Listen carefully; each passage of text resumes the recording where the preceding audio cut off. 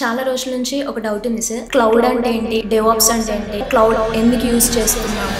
Most of the companies వాళ్ళ servers వాళ్ళ applications on premises లో డిప్లాయ్ చేస్తారు. Later point of time cloud vendors వచ్చాయి, లైక్ AWS, GCP, Azure లాంటి cloud vendors వచ్చాయి. Now companies are there deploying their applications into cloud data centres లో deploy చేస్తున్నారు. What is the difference between cloud engineer and DevOps engineer? Cloud లో ఉన్న infrastructure మొత్తం maintain చేయడానికి cloud engineer is responsible. SDLC process ని automate చేయడానికి DevOps engineer is responsible for that. Few days నుంచి multi cloud అంటే ఏంటి? So multi-cloud is nothing but combination of two or more clouds. No one is relying on the single cloud strategies. Everyone is moving to multi-cloud. ఏ అనేది booming లో ఉంది. So అన్ని technologies లో artificial intelligence integrate అవుతూ వస్తుంది. But generally I can say yes, DevOps with AI అని చెప్పుకోవచ్చు. Freshers కి జాబ్స్ ఉన్నాయి, బట్ వాళ్ళ సాలరీ రేంజెస్ ఎలా ఉండొచ్చు? It's a freshers, mid level and senior levels. But freshers 4 to 8 lakhs ranges మధ్యలో ఫ్రెషర్స్ ఉంటాయి. When I talk about the mid level engineers, I can say 17 to 15 LPA వరకు ఉంటాయి. When I talk about senior engineers, 10 to 20 plus ranges లో ఉంటాయి. So good morning sir. Yeah, hi. Hi sir. చాలా రోజుల నుంచి ఒక doubt ఉంది sir. Like cloud అంటే ఏంటి, డెవాప్స్ అంటే ఏంటి, యాక్చువల్గా క్లౌడ్ ఎందుకు యూజ్ చేస్తున్నాము? Okay.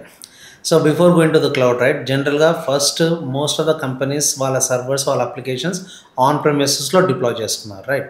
సో ఆన్ ప్రెమిసెస్లో వాళ్ళ IT స్టాఫ్ ఆన్ ప్రెమిసెస్ని మెయింటైన్ చేసేవారు. Later point of time cloud vendors వచ్చాయి, లైక్ AWS, GCP, Azure లాంటి క్లౌడ్ వెండర్స్ వచ్చాయి. Now companies are there deploying their applications into cloud data సెంటర్స్లో deploy చేస్తున్నారు. So అక్కడ బెనిఫిట్ ఏంటంటే వాళ్ళ క్లౌడ్ డేటా సెంటర్స్ యూస్ చేసుకొని మనకు కావాల్సిన సర్వీసెస్ మనం డిప్లాయ్ చేసుకుంటాం, ఆ సర్వీసెస్ తగ్గట్టు రెంట్ పే చేసుకుంటాం. బట్ వేరాజ్ ఆన్ ప్రెమిసెస్లో మొత్తం మనమే డేటా సెంటర్ సెటప్ చేయాలి, మనమే మెయింటైన్ చేయాల్సి వస్తుంది. This is a major difference of the cloud. So coming to DevOps, right. So DevOps వచ్చేసరికి ఏంటంటే క్లౌడ్ మెయిన్లీగా ఇన్ఫ్రాస్ట్రక్చర్ మేనేజ్మెంట్ గురించి, డెవాప్స్ వచ్చేసరికి SDLC ప్రాసెస్ని మొత్తం ఆటోమేట్ చేయడానికి మనం డెవాప్స్ యూస్ చేస్తాం. సో డెవాప్స్లో CI/CD ప్రాసెస్ ఉంది. Where CI I can say that CI is nothing but continuous integration and CD is nothing but continuous deployment or delivery. So here total SDLC ప్రాసెస్ని మొత్తం automate చేయడానికి మనం CI/CD process use చేస్తాం. That is DevOps. Okay sir. ఇప్పుడు DevOps గురించి చెప్పారు, cloud గురించి చెప్పారు. And coming to cloud engineer, DevOps engineer అంటున్నారు. So what is the difference between cloud engineer and DevOps engineer? Cloud engineer వచ్చేసరికి ఏంటంటే వాళ్ళ క్లౌడ్లో ఉన్న ఇన్ఫ్రాస్ట్రక్చర్ మొత్తం మెయింటైన్ చేయడానికి cloud engineer is responsible. Versus DevOps engineer just no I said total SDLC ప్రాసెస్ని automate చేయడానికి DevOps engineer is responsible for that. Versus CAలో వచ్చేసరికి DevOps engineer build, unit test, code quality checks, images creations ఇవన్నీ DevOps engineer CA ప్రాసెస్లో చేస్తారు. అలానే deployment వచ్చేసరికి they will be deploying their applications into the infrastructure. So ఈ మొత్తం ప్రాసెస్ని DevOps engineer is responsibility to maintain that. So whereas nowadays DevOps engineer is also responsible to maintain the cloud infrastructure as well. So I can say DevOps engineer role మనం నేర్చుకున్నా సరే cloud కూడా compulsory రావాలి. ఎందుకంటే there may be some few roles that as DevOps engineer has to maintain cloud infrastructure as well. Okay sir. Like cloud engineer అంటే తెలిసింది, DevOps engineer అంటే తెలిసింది. అండ్ ఫ్యూ డేస్ నుంచి మల్టీ క్లౌడ్ అంటున్నారు. And multi cloud అంటే ఏంటి యాక్చువల్గా?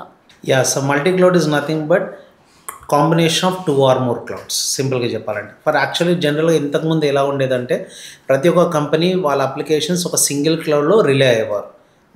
No one is relying on the single cloud strategies. Every one is moving to multi cloud deployments చేస్తున్నారు. ఫర్ ఎగ్జాంపుల్ మనకు ఒక అప్లికేషన్ ఉందనుకోండి, అప్లికేషన్కి ఇన్ఫ్రాస్ట్రక్చర్తో పాటు అప్లికేషన్ డిప్లాయ్మెంట్స్ కూడా చేయాలి.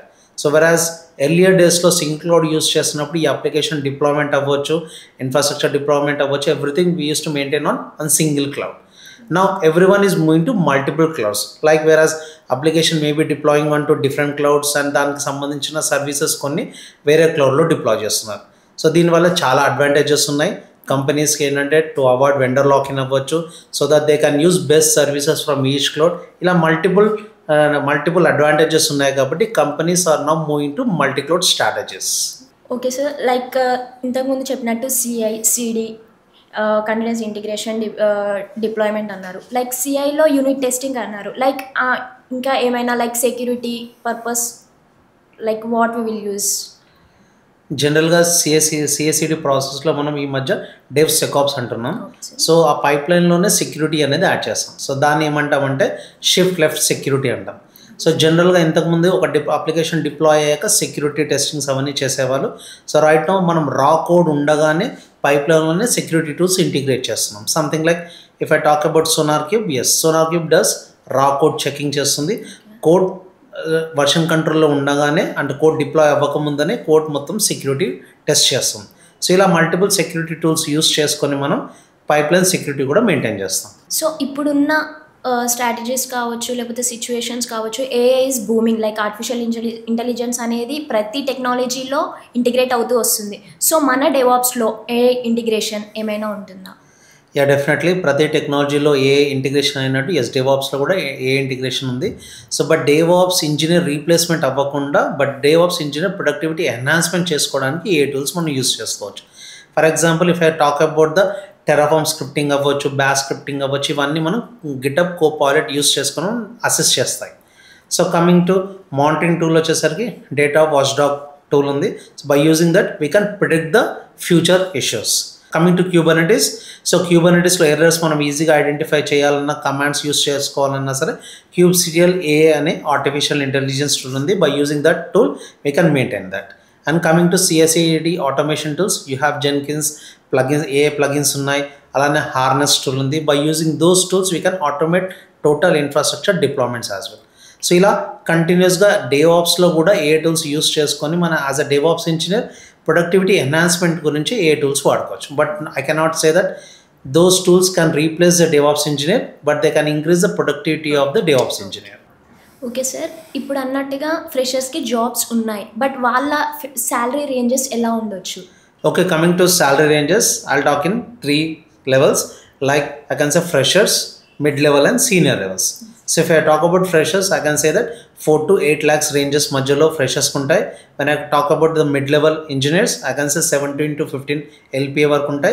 When I talk about senior engineers, 10 to 20 plus ranges lo untai. So ఇప్పుడు చూసుకుంటే doubts అన్నీ క్లియర్ అయిపోయాయి సార్. బట్ యాజ్ ఏ ఫ్రెషర్గా ఇవన్నీ నేర్చుకున్నాక లైక్ ఒక జాబ్కి నేను అప్లై చేయాలి, నా రెజ్యూమ్ ఫార్వర్డ్ అవ్వాలి అని అంటే like what are the certification, అంటే సర్టిఫికేషన్స్ అంటున్నారు.